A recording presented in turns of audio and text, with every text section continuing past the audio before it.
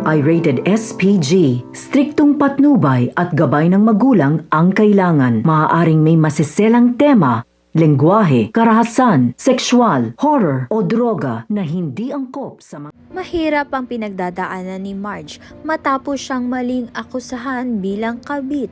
Dahil dito, nawalan siya ng trabaho at nasira ang kanyang pangalan. Sa gitna ng paghihirap, kailangan niya ng pera para sa operasyon ng kanyang kapatid. Kaya dahil dito, sa matinding desperasyon niya, siya na nga mismo ang nagmakaawa kay Edward na bigyan siya ng pangalawang pagkakataon kahit alam nga niyang mas masasaktan siya. Sa kabilang banda naman nga, sa bahay naman nga ni Edward, unting-unting lumalabas ang mga kababalaghan, mga lihim at masasamang alaala ng nakaraan na matagal nang itinago na tila may balak guluhin hindi lang ang buhay ni Edward, kundi pati ang kapalaran ng kanilang buong pamilya.